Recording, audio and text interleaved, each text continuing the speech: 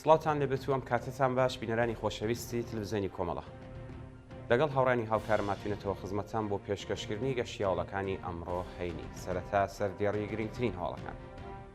بەڕێوەچوونی مەراسمی نەورۆز لە گوندی کۆسەکارێزی مهاباد، بانکرانی شارۆمەندێک بۆ ئیدارەی ئیتلاعاتی سنا، ناڕوونی چارەنووسی هەوڵاتێکی بەندکراو لە کامیاران، لە سەدارەدانی بەندکراوێک لە زیندانی قەزوین، خۆپیشاندانی دژبەرانی شەڕ لە ئەمریکا و ئیسرائیل و قوربانی بوونی دان فلستینی لە هێرشەکانی ئیسرائیل بۆ سەرغەزدا.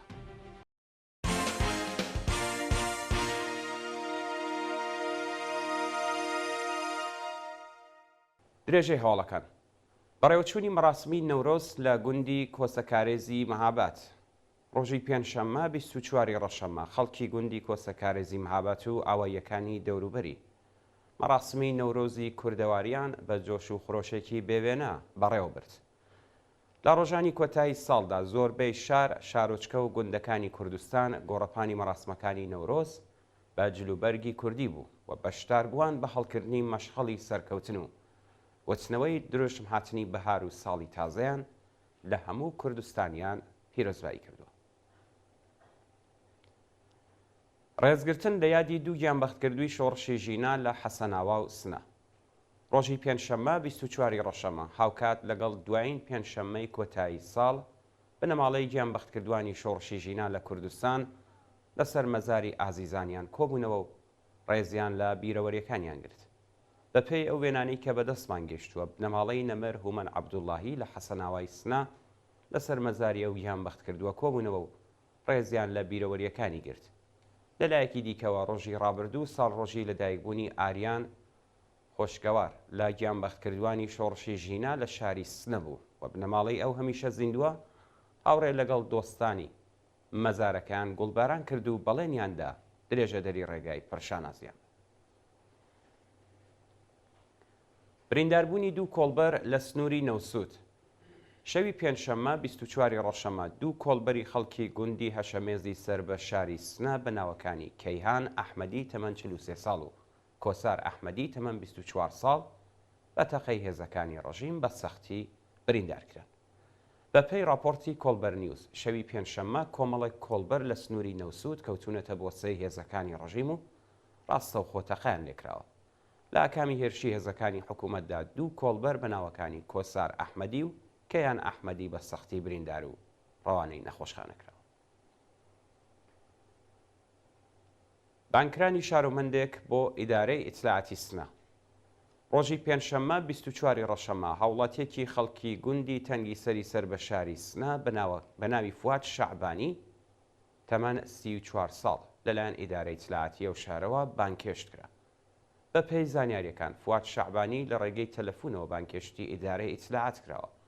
ناوبراو پاش 8 سەعات لێپرسینەوە و وەرگرتنی بەڵێننامە ئازاد کراوە. شانی باسە کە هۆکاری بانکێشتی ئەو هاوڵاتیە هێشتا ڕوون نییە.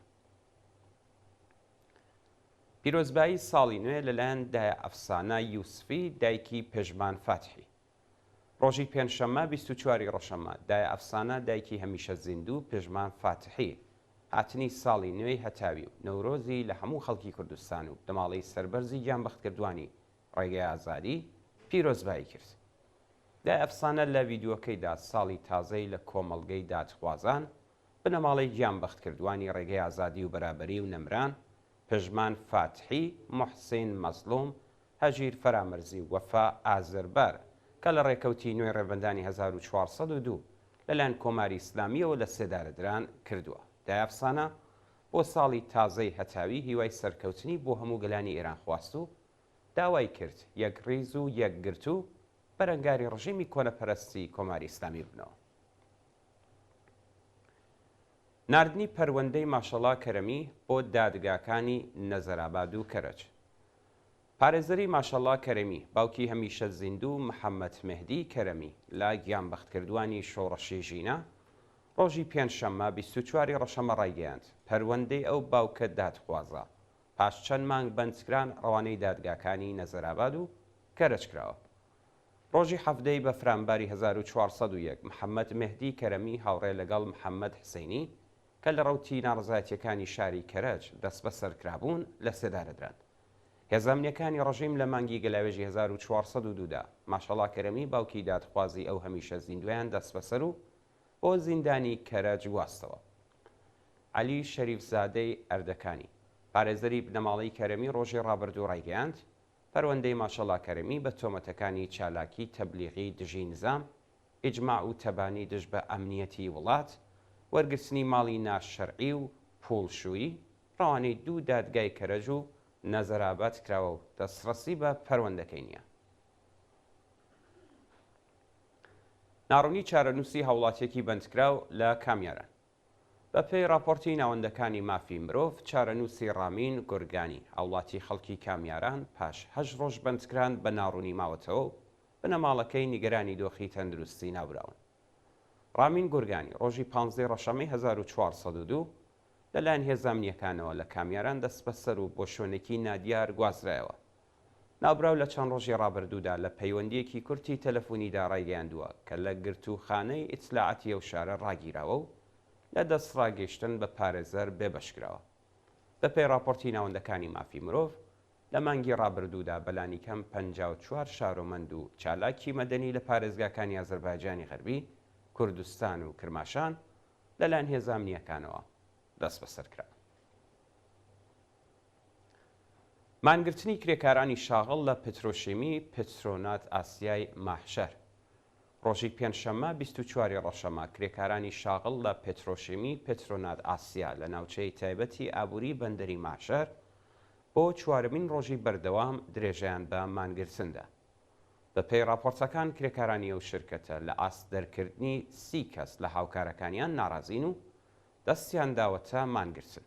بەوتەی هێندێک لە سەرچاوەکانی هەواڵ بەرپرسانی ئیدارەی کار زانیاریان لەسەر بڕیاری بەڕێوەبرانی ئەو شرکەتە بۆ بێکارکردنی 30 کەس لە کرێکاران هەبووە و بە هاوکاری بەڕێوەبرانی شرکەت لیستێکی تازان لە کرێکارانینە بۆ دانانیان لەجێ ئەو 30 کەسە دابین کردووە.